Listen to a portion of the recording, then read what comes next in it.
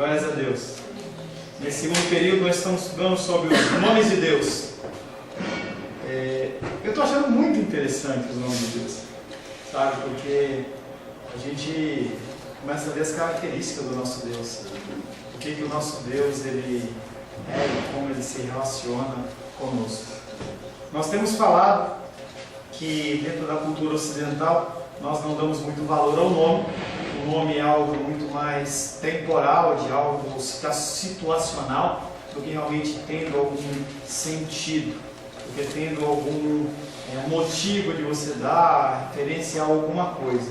E nós falamos que os nomes de Deus, eles são dados por Ele mesmo. E nós falamos sobre Elohim, Elohim, que fala sobre um Deus todo-poderoso, no que tange a soberania divina, no exercício sobre a sua obra criadora. E nós falamos que esse El, ele compõe uma série de nomes de Deus. Nós já falamos isso. Nós tratamos o primeiro, que foi o El Shaddai, Deus Todo-Poderoso, da mesma maneira que o Elohim, mas com o sentido de pacto, que um Deus que é pactual conosco. Não é como nós que rompemos os pactos, nós deixamos de ser fiéis às coisas do Senhor ou com as pessoas. Mas Ele, pelo nome dele, Ele se autodenomina: eu sou o El Shaddai, eu faço um voto, eu faço um pacto com vocês, eu não quebro. O nome El Shaddai aponta para o poder que Ele tem, não só de prometer, mas também de cumprir. Eu prometo e eu cumpro. As pessoas falam assim: pode ficar tranquilo que eu vou te ajudar nisso aqui, vou te ajudar naquilo ali. Aí pisa na bola. Às vezes porque não quer, às vezes porque não tem condição. O nosso El Shaddai, o nosso Deus, Ele é aquele que promete e Ele cumpre. E nós falamos depois sobre o El Elyon, um Deus altíssimo. Esse nome aponta para a força, soberania, supremacia de Deus. Ele é dono de todas as coisas. Ele é possuidor dos céus e da terra. E como o irmão Cláudio gosta de orar, Ele é o Deus do ouro e da prata. Ele é o Deus Elyon. Toda vez, irmão Cláudio, que o senhor orar que Ele é o Deus do ouro e da prata, você está falando que Ele é o El Elyon, o Deus do ouro e da prata, o Deus possuidor de todas as coisas. E aí nós começamos a falar, no finalzinho da aula passada, sobre o El Olam, que é um Deus eterno. Ele é poderoso, Ele é fiel, Ele cumpre o que Ele promete, Ele tem capacidade e condições de fazer isso. Ele comanda, possui todas as coisas, e Ele é um Deus eterno, que fala sobre a sua fidelidade. Ele é imutável. Ele não é que nem eu e você, que um dia está bem e outro está ruim, em que a psicologia denomina sobre bipolar. Nosso Deus, Ele não é bipolar, Ele é um Deus constante. Algo semelhante não, porque não tem como comparar Ele. Nas pregações de século XVII, século XVIII, as pregações reformadas, ninguém ficava pulando, ninguém ficava não, voz constante. O nosso Deus, Ele é um Deus imutável. Eu estava lá com a minha irmã lá, e aí ela estava falando sobre produtos dentários, aí apareceu na televisão lá: agora tem um produto dental, assim, você escova o dente, e aí depois você vai passar tipo uma caneta branquinha no dente, assim, sabe? Eu falei, que doido, né? Porque o nosso dente com o tempo vai ficando mais amarelo. Deus é imutável. Se Ele tiver dente, o dente dele não fica amarelo. Ele é constante. E Ele tem uma condição que é é até difícil de falar, inexauribilidade. Ou seja, Ele não acaba. Ele não vai se consumindo. Não é que nem um pote de arroz lá, que você vai lá, pega e aí chega uma hora, acabou o arroz. Não, ele não acaba. Ele é sempre o mesmo, Ele continua. A Lurdinha brinca: você é o pastor garotão. Ele é novo, jovem, Ele não muda, Ele é perfeito.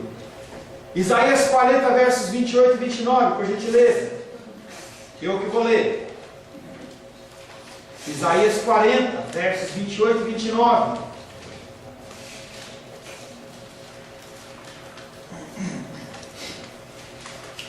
Assim diz a palavra de Deus, Isaías capítulo 40, versos 28 e 29.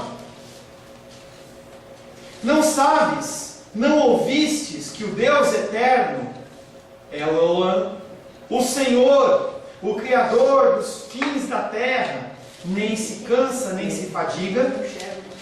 Não se pode esquadrinhar o seu entendimento. Faz forte ao cansado e multiplica as forças ao que não tem nenhum vigor. Mais uma vez, não sabes, não ouviste que o eterno Deus é o Elohim, o Senhor, o Criador dos fins ou dos confins da terra, nem se cansa, nem se fatiga? Não se pode esquadrinhar o seu entendimento. Faz forte ao cansado e multiplica as forças ao que não tem nenhum vigor. Semana passada nós não tivemos o prazer, o privilégio de ter a Jenny conosco. A Jenny estava nos trabalhos dela lá. Assustou? Eu deixei de se assustar mesmo. É o processo aí do computador. A Jenny, ela estava com o pezinho doendo, entendeu? Estava cansadinha, não veio. O nosso Deus, ele não se cansa, ele não se fatiga. Apesar de ele agir com soberania, nós achamos que nós podemos questionar Deus. E nós olhamos para Deus e falamos: Deus, por que isso aconteceu? Oh Deus, por que eu não tenho... Hã? Por que está demorando? Por que está demorando, Deus? Está demorando demais. Está demorando demais. E aí a gente olha para Deus, e aí Isaías ele responde para mim e para você: não se pode esquadrinhar o seu entendimento. Ele sabe o que é o correto. Ele sabe quando é a hora certa. E aí você vê aquela cena, né? Eu lembro da minha avó, ela fazia aqueles biscoitos de polvilho e fazia uns biscoitinhos doces. Aí quando a gente estava lá nas férias na casa da minha avó, aí ela fazia, a gente quer pegar, né? Aí a avó falava assim: não está pronta. Não está pronto. A minha mãe, quando fazia aquelas roscas, ela solava na mão, né? Não tinha mixer, não tinha aqueles negócios. Eu adorava aquelas roscas que ela fazia. Quando saia quentinha, passava uma manteiguinha. Ó, mamãe, ela vai assistir. Ela vai assistir. É? Ah, não sei. Ela fez para os dois finais de semana. Não fez. Entendeu? Aí aquela rosca saía quentinha e eu louco para pegar aquele negócio. Não está pronto ainda. Aí ela dava aquela pinceladinha, olha que linda, hein? Pinceladinha com aquela gema em cima, assim, ó. Delícia! É igual a Vera ontem, eu fiz uma... Ah, pode fazer uma rosquinha pra nós. Rosquinha da velha. É. E o pastor. Aí eu fui fazer a rosquinha. Ó, eu falei de comida, o povo ficou oriçado, né? Aí eu fiz a rosquinha, aí tá quente. Aí eu falei: espera esfriar, tá quente. Nós não queremos esperar. Nós não queremos esperar. Mas a sua mãe é boa, dizia: não está pronto. A minha dava com a colher de pau na mão da gente. Mas às A gente vezes, ia- às vezes Deus dá a colher de pau na nossa mão. Dá. E aí a gente reclama e chora, hein? A gente reclama, mas na verdade ninguém pode esquadrinhar o entendimento dele. Quando Jó começa a questionar muito Deus, Deus olha para Jó e eu fico imaginando essa cena. Uma voz audível, eu não sei se foi uma manifestação de Deus em alguma coisa. Onde você estava, Jó, quando eu fiz tal coisa? Quando eu fiz isso? Jó deve ficar que nem aquelas uva passa, foi murchando. Deus está falando: eu sei o que é o certo, eu sei qual é a hora, qual é o momento. Esse consolo é perfeitamente possível, porque tudo que o profeta Isaías fala é baseado num Deus que permanece o mesmo, qual rocha eterna, sempre firme, inabalável, que dura para sempre em majestade e poder. Interessante esses questionamentos que vocês fazem, que eu faço. Vai ser muito interessante quando, por exemplo, foi o último que falou, quando Deus ele estiver perante você, e ele mostrar para você, você vai olhar para ele e falar assim: a gente vai falar isso. Foi por isso. Foi para isso. Obrigado, Deus. Não é? No momento em que o Senhor der a justiça dele para a gente, na presença dele, ele mostrar que uma situação que nós passamos de dificuldade foi para o nosso crescimento, para que a gente pudesse se achegar mais a ele, a gente vai falar assim: é por isso. Até lá, a gente vai continuar reclamando e murmurando. E sofrendo. E chorando. Ele é a força infalível e a fonte da eterna força. E nós falamos nesses nomes de Deus, eu separei 3, que foi o El Shaddai, o El Elyon e o El Olam. O que eu aprendo com esses nomes? Primeiro, é o Olam, porque Deus ele é eterno, ele conhece todas as coisas, controla todas as coisas e trabalha com todas as coisas como lhe agrada. Nada pode ser escondido dele e nada está fora do seu domínio. A luta e dificuldade que eu passo, que você passa, não é escondida aos seus olhos. Pastor, e é interessante assim, o senhor deu exemplo aí nessa questão de que não acaba, né, o poder de Deus, a glória de Deus, a gente se remete ao texto lá do azeite na botija, né? Que é muito legal. É maravilhoso. Então, enquanto ela estava recebendo as vasilhas dos vizinhos, o azeite estava, né, cada vez mais aumentando e só parou, não foi porque Deus não tinha mais óleo. Não tinha mais. É porque não tinha mais onde pôr. Né? Porque não tinha mais onde pôr. Maravilhoso.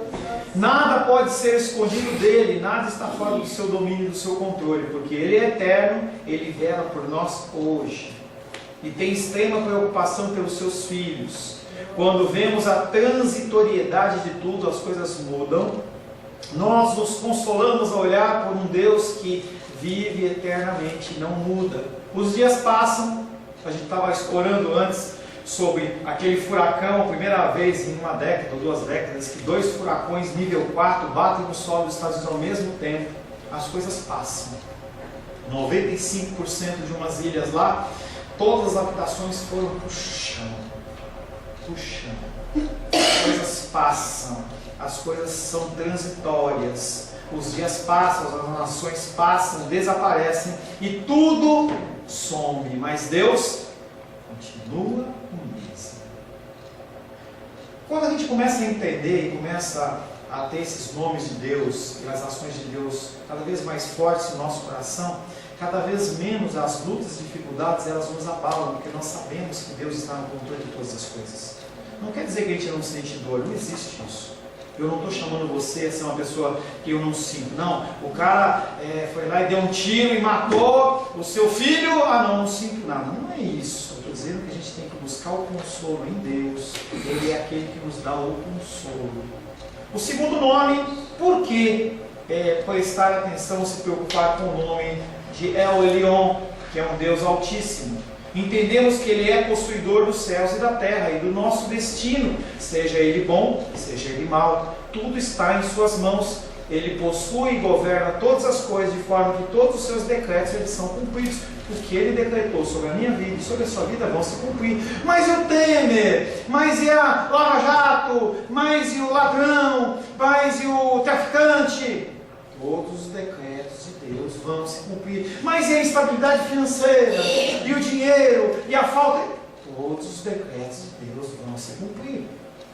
Tudo está em suas mãos. Porque entendemos que Deus ele é o Altíssimo, temos que dar-lhe graças, mesmo quando Ele nos contempla com a pobreza e com dias de angústia. E isso é uma coisa que nós temos que aprender, que é glorificar a Deus no momento da angústia. Eu não estou falando para você soltar fogos. Estou falando para você, não, mas você lá, Senhor, em meio a lágrimas, Senhor, eu te agradeço por essa dificuldade. Eu não entendo, não quero aceitar, dói, magoa, me atrapalha, não está nos meus planos, mas eu sei que o Senhor está no controle de todas as coisas, por isso eu digo ao Senhor, muito obrigado. É difícil, mas é trabalhar no nosso coração. Porque tudo está em suas mãos, Ele faz o que quer dos filhos dos homens, a qual eu e você fazemos parte. E o terceiro, porque Deus ele é todo poderoso, o El Shaddai. Ele se nos revela pactualmente em graça e misericórdia. Ele aplica o seu poder não somente na condenação dos ímpios, mas especialmente na salvação do seu povo. Porque Ele é todo poderoso, Ele nos resgata das trevas, Ele nos transporta para a luz, do cativeiro de Satanás para a liberdade em Cristo. Passando luta, passando dificuldade, Ele vai lá com a sua mãozinha, dá a mãozinha, eu te ajudo a levantar, eu te ajudo a sair disso.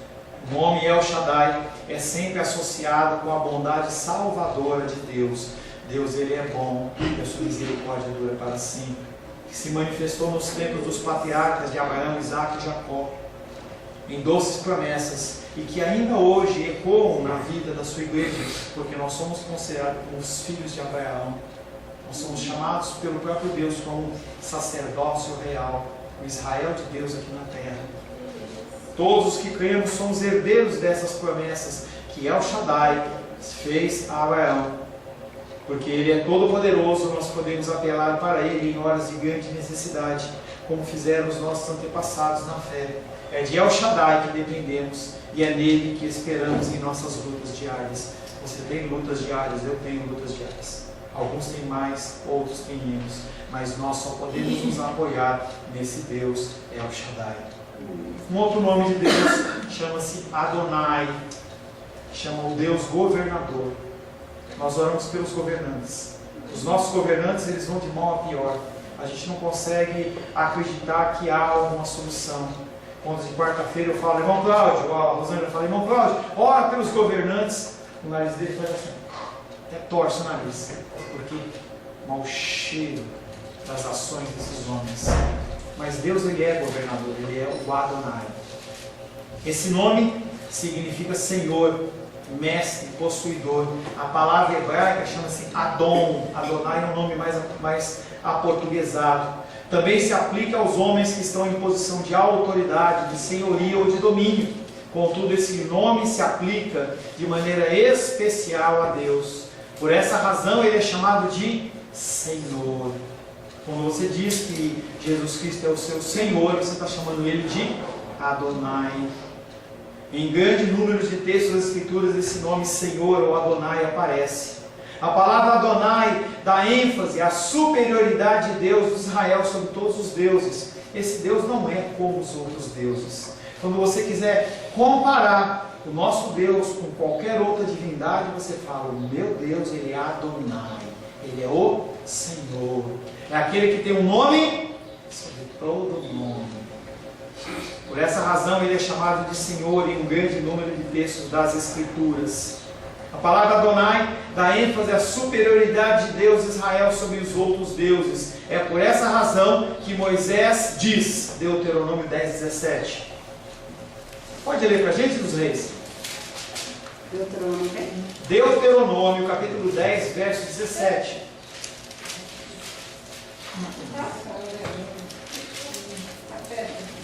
Tem pressa, só procurar.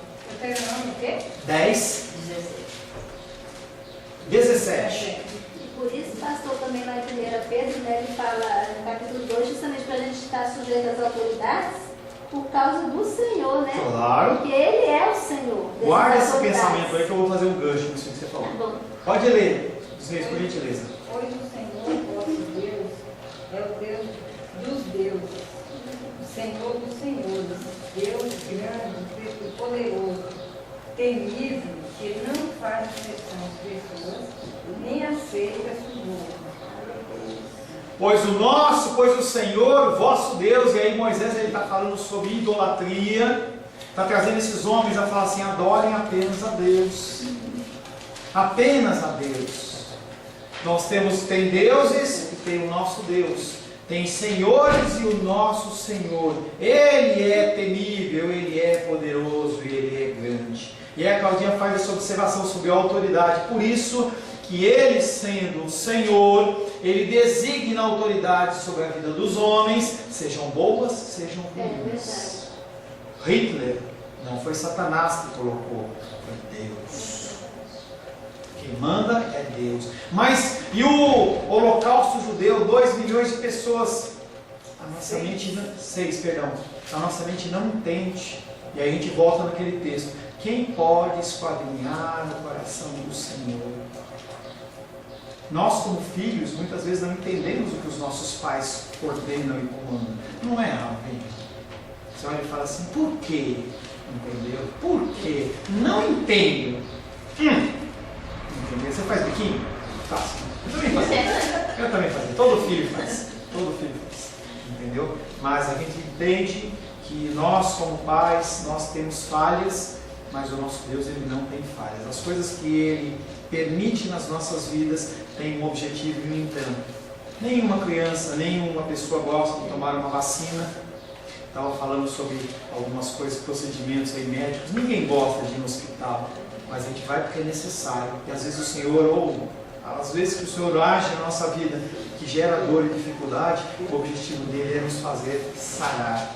Moisés escreve a Deus como o governador último de todas as coisas, como a autoridade máxima de todos os reinos. Esse nome indica que não há ninguém como ele em poder e glória e ninguém pode desafiá-lo. Mas pastor, eu vejo tantas pessoas desafiando. Parece que tem um filme agora, eu não sei o contexto, eu só vi uma chamada que o John Willis fez sobre a Paixão de Cristo. Corpus Christi. E aí esse filme mostra todos os discípulos, inclusive Jesus Cristo, como homossexuais. E quem pagou para fazer esse filme foi eu e você, porque foi pela lei urbana, né? É a mesma coisa que foi falado também do Banco Santander, né? Que fez a exposição agredindo tudo que se relaciona ao cristianismo, principalmente Jesus, né? Colocou ele com vários braços, com coisas que agridem a santidade de Deus, né? Então, e a gente, como igreja, não faz nada. Aí você olha para um texto desse e fala assim, poxa, ninguém consegue desafiar a Deus. O que acontece é que Deus ele é longânimo.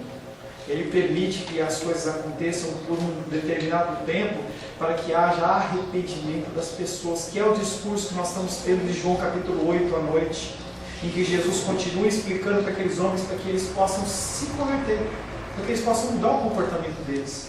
Mas ninguém é capaz de desafiá-lo no sentido de ganhar uma luta ou uma batalha. Eu lembro que uma vez eu vi um filme chamado Jovens Bruxas, e aí as bruxas lá, elas falavam que eles tinham o planeta Terra como a mãe Gaia, e aí aquele planeta era considerado o estádio onde Satanás e Deus, nosso Deus, se degladiavam em luta.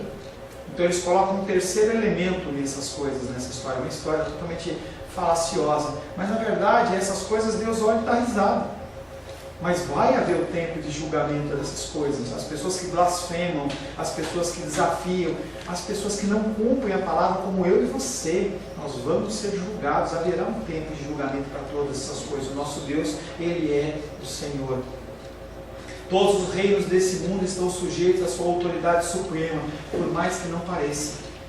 Um dos grandes pecados de Israel era a adoração de deuses falsos. Por essa razão, Adon ou Adonai não admite que o seu povo adore outros deuses, inventados pela imaginação humana, porque ninguém pode ser Deus como Ele, portanto digno de adoração e obediência. E Deus não faz isso porque Ele precisa, Ele está cuidando de mim e de você. Vou dar um exemplo bem simples, entendeu? Para que você entenda. Nós que temos filhos ou que temos sobrinhos, netos, quando é colocado um alimento na mesa, e aí a criança olha para aquilo, ela fala, eu não quero, eu prefiro o hambúrguer, eu prefiro o calabresa é bom, hein?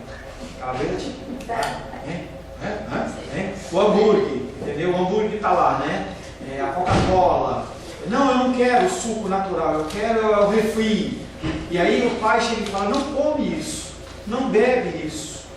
O objetivo do pai não é no sentido de, eu estou triste, eu estou maculado porque eu fiz a comida. Não, é porque eu quero que você coma de uma forma saudável. O Senhor, quando Ele nos inibe em relação a essas coisas, Ele está querendo que nós vivamos de uma forma saudável. Mantenha-se fiel ao teu casamento. Mantenha-se fiel à sua família. Mantenha-se fiel aos preceitos. Não há um medo que Deus tem. Ele está indo embora. Não, isso eu tenho. Quando você fala, se você falar assim, agora eu vou congregar em tal igreja, eu vou ficar triste, eu choro, eu fico triste. Mas se você vai para um lugar melhor, eu tenho que entender que você está sendo muito mais bem cuidado, e o meu amor por você tem que ser demonstrado desta forma. Mas eu sou pecador, e eu fico com o meu coração todo entristecido. Deus não. Deus ele age de uma maneira que está preocupado com o teu futuro, preocupado no sentido de que você tenha uma vida aqui agradável. Uma vida que seja uma vida de paz. Não estamos falando de perdição, de salvação. Isso vai estar definido por Ele. Mas você pode ter uma vida mais agradável aqui na terra, seguindo os seus preceitos, sem se preocupar tanto, sem seu coração ficar conturbado e preocupado com coisas que você não tem como agir. Você não tem como mudar. E o Senhor Ele quer simplesmente que a gente tenha uma vida em paz. Por essa razão, Adão não admite que o seu povo adore outros deuses. Ele sabe que é um caminho de perdição. A gente olha para os nossos filhos e fala assim, não façam isso. Nosso objetivo é que eles não passem por uma luta, dificuldade ou por uma tribulação que nós mesmos já passamos. E muitas vezes os filhos acabam por passar, mas o alerta ele tem que ser dado. O texto de Deuteronômio, capítulo 10, de 12 a 22, nós não vamos ler. É especial para nos ensinar a respeito dos nomes de Deus.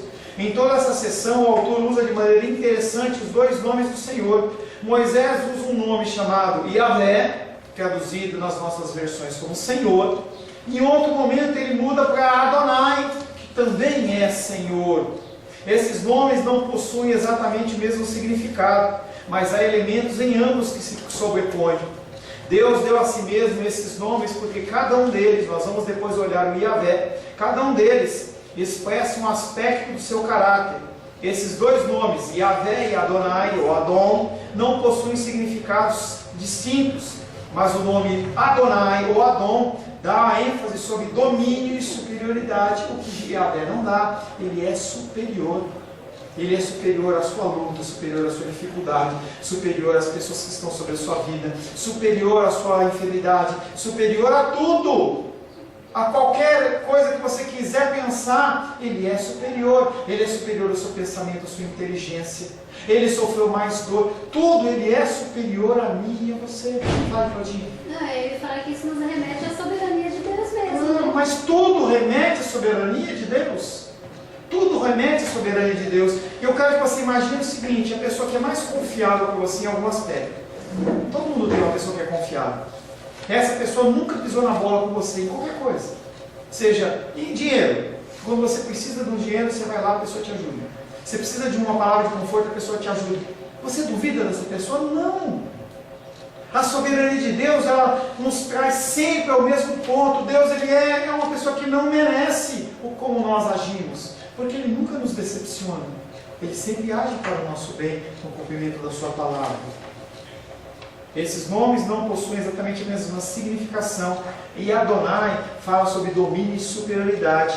Quando Moisés varia o nome divino de Yahvé para Adon, Adonai, ele está querendo enfatizar um ponto muito importante, que a nação que adora outros deuses pode vir a ser destruída. Quando ele diz Adon, Adonai é o Senhor dos senhores, ele quer dizer que o Deus de Israel é superior ao Deus de outras nações. Na época de Israel, até a Idade Média, um pouco antes, se o meu reino invadisse o reino da Diene, queria dizer que o meu Deus era superior ao Deus dela. E aí o que acontecia é, a terra que eu conquistei lá tinha que começar a adorar o meu Deus, porque o meu Deus é mais forte. É algo que acontece no contexto lá de Ezequiel, que acontece também lá no contexto da Babilônia tentando invadir e tudo mais, em que o profeta fala, não, aqui não entra. Quem é o seu Deus? O meu Deus já conseguiu vencer Estados Unidos, Alemanha, Inglaterra, Japão. Quem é o seu Deus? O meu Deus é Adonai. É um Deus acima de todos os outros deuses. É um Deus que age superior ao que eu posso pedir, pensar ou imaginar. A gente acha que o melhor é isso. Ele tem algo melhor. Mesmo que a gente não entenda. O agir de Deus não é compreensível à nossa mente em uma grande parcela dos nossos momentos, porque nós não entendemos o agir de Deus. Pastor, Oi. a gente vê isso, a questão da superioridade de Deus, é quando justamente Nabucodonosor, né, ele, no final lá da vida dele, depois de passar por aquela fase que ele vai comer no campo como animal, quando ele volta à razão que Deus permite ele voltar, né? A razão dele, ele reconhece, né? A soberania de Deus e o poder de Deus, essa supremacia de Deus, né? Em Que relação cena aos outros maravilhosa. deuses, né? É Cena maravilhosa. Nabucodonosor foi imbuído de autoridade pelo próprio Deus para fazer e desfazer. Não era um cara bom. Ele era o mal. Ele ia comer criança no café da manhã, não sei. Tá? Era do mal, cara. Mas ele era o instrumento de Deus. E aí quando ele começa a se exaltar, o profeta chega para ele e fala assim, cuidado, vigia. Não, tudo bem, tudo bem, tudo bem. Chega um dia, ele abre a janela do seu quarto lá, parece uma sacadona enorme, com aqueles gramados enormes.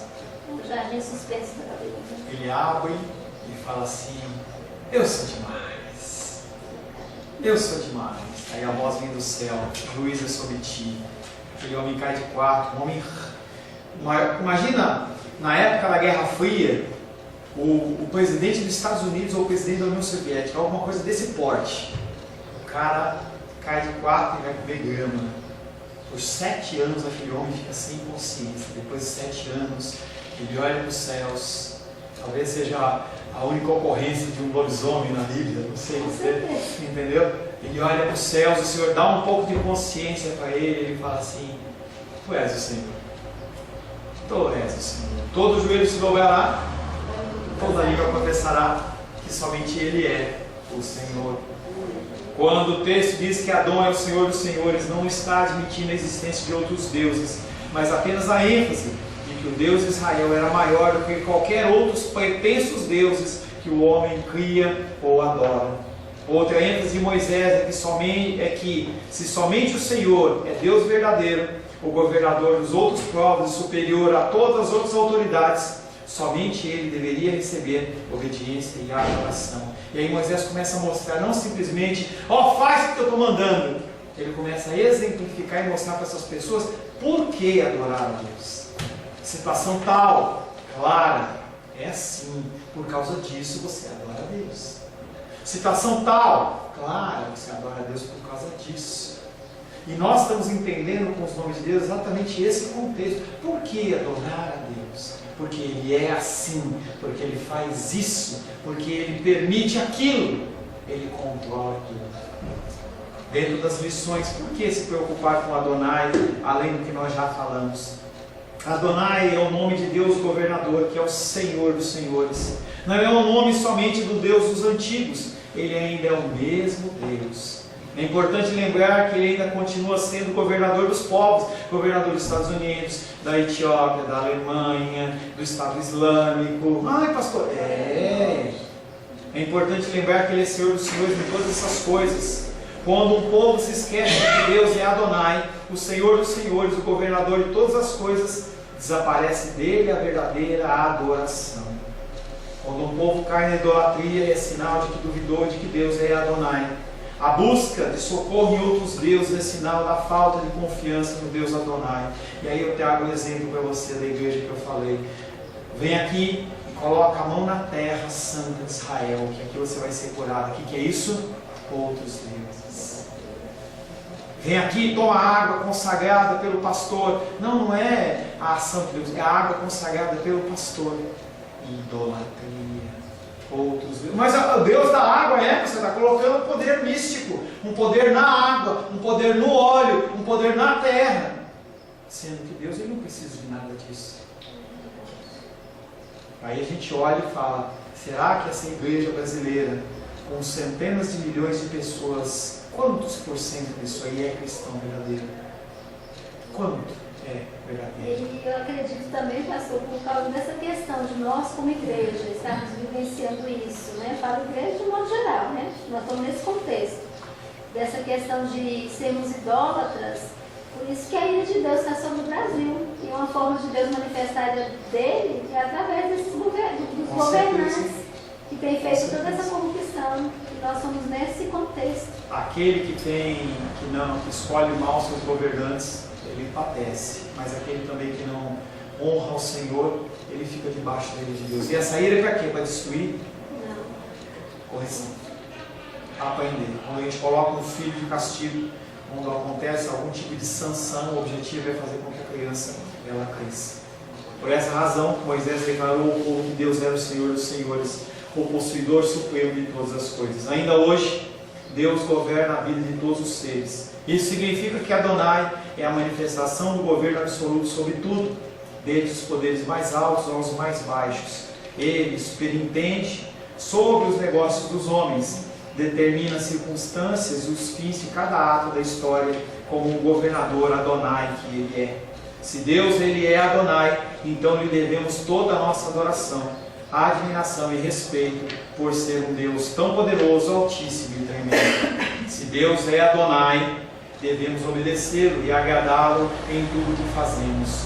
A palavra de Deus diz que todo joelho se dobrará, toda língua confessará que somente Ele é Adonai. Quando você lê esse texto, apesar de ser um versículo em grego, você pode colocar tranquilamente Adonai. Todo joelho se dobrará, toda língua confessará, porque somente Ele é Adonai.